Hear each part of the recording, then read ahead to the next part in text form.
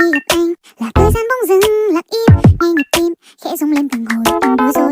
Ôi giời ơi, hình như em lỡ rơi vào đây và tình yêu với anh này.